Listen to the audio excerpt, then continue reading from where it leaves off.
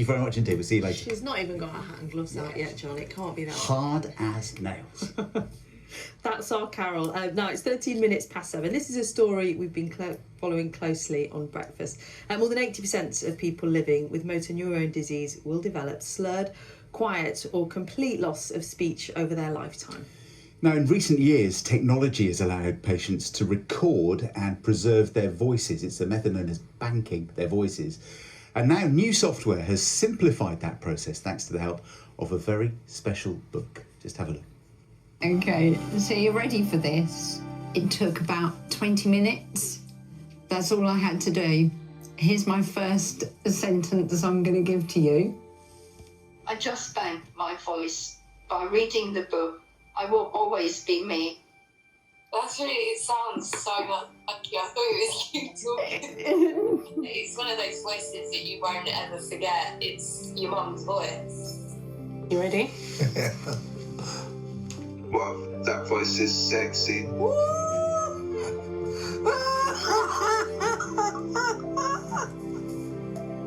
On my days. That sounded more like you, actually. This is my digital voice. Well, I can hear me in there. It's nice, it is me. This is going to be Yvonne's voice, as opposed to that robotic voice. You can still be a mother, you can still be a wife. It's Yvonne. That book would be an amazing legacy. Just means leaving something everlasting. Her illness won't define her. That won't define her. She'll define herself. We'll know until the last breath that that's her. I would always be me. It's so true. Well, let's speak now to Diana Marsden, who was on the trial for the new technology, and to Stuart Moss, who helped develop the software in honour of his father, who died from MND in 2014. Good morning, Diana. Can we start with you? How important is it to feel like you can still be heard as yourself despite this illness?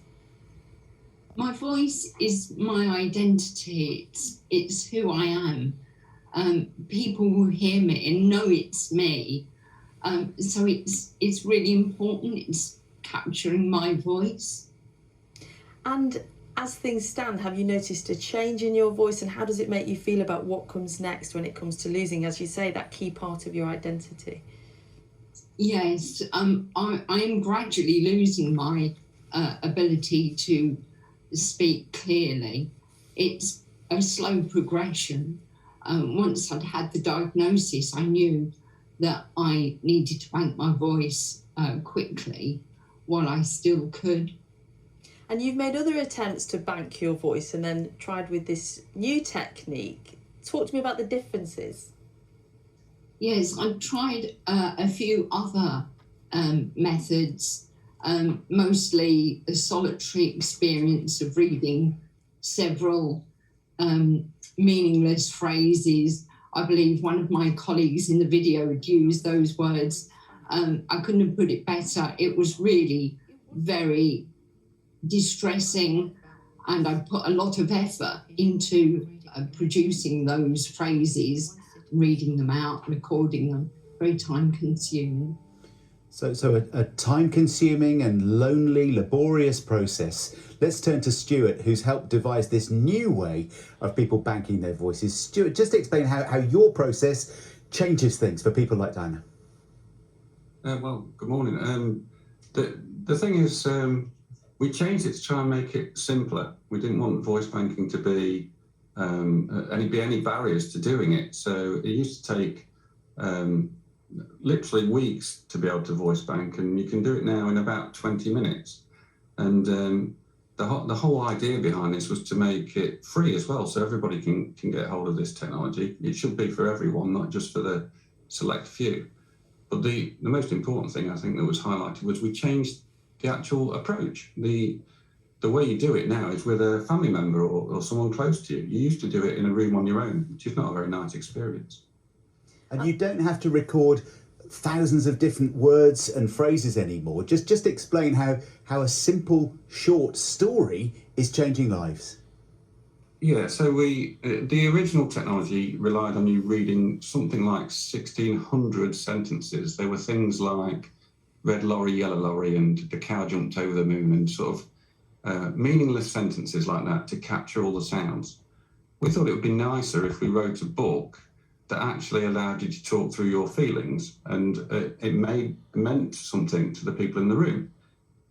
It just so happens that there's enough sounds in that book to actually capture your voice in the way we need to do it with the technology.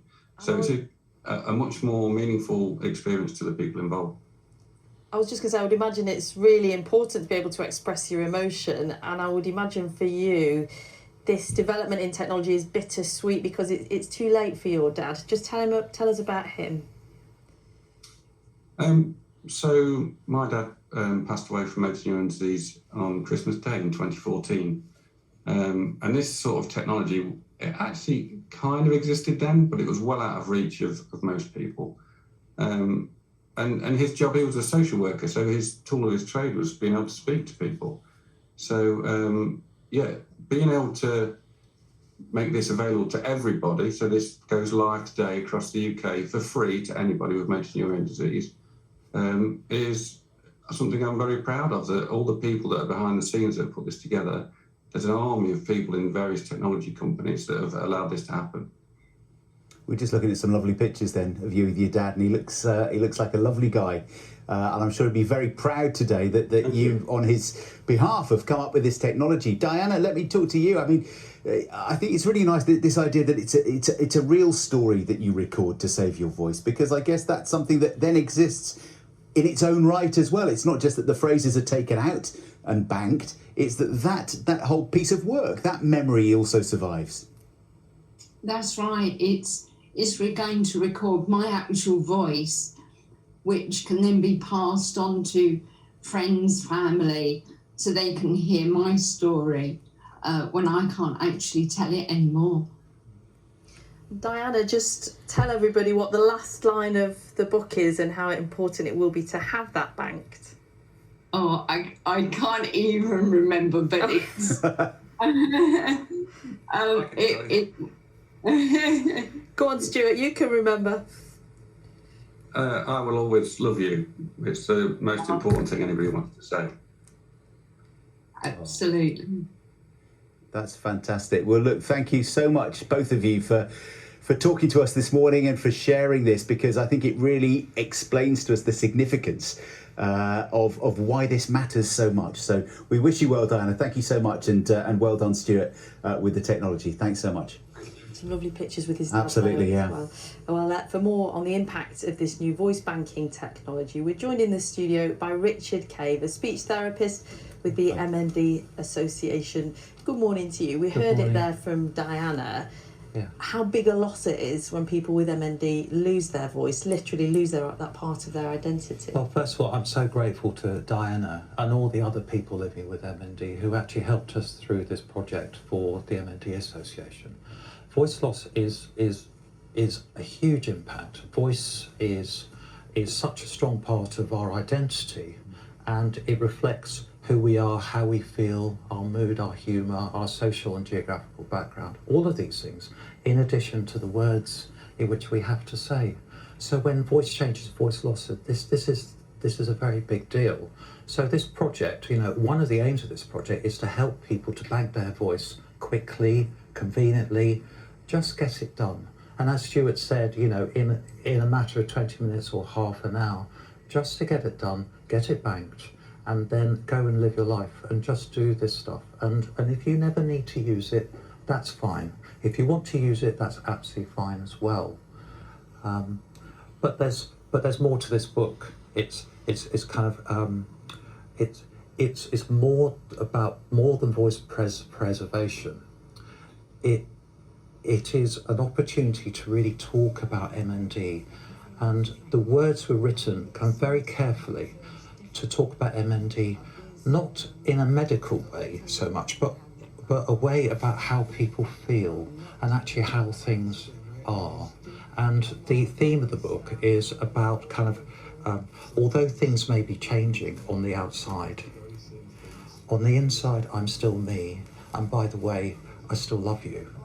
And this is very powerful. And people living with MND, they often talk about how when they read the book with their family or their loved ones, it creates an opportunity to talk about things that may not have been shared before, to talk about how they can support each other, how they can be there for each other, how they can stay together, and how worry less about saying the wrong thing or being a burden, and just be there for each other and know that they care for each other. It's really interesting you say that. So on a medical, technical basis, this is helping people massively. Yes. But on an emotional, social way, it's also a huge benefit, because is it 80% of people with MND will lose their voice function. So this affects the large majority of people with the illness. I am afraid so. Yeah. That is the case. So it also helps other people, because one person with MND said they want to share the book with all their carers, so that their carers kind of understand more about her as an individual, as opposed to an individual that lives with MND. And so, this is an opportunity to educate and empower everyone. And this project started out as voice banking, but actually it's far more than that. And some of those conversations that families want to have can perhaps feel a bit difficult to start, and this book gives them the space and the opportunity to do that. It is written in a very accessible way that I think works with kind of young and old, so we can have a conversation about what really matters, and just kind of help keep people together.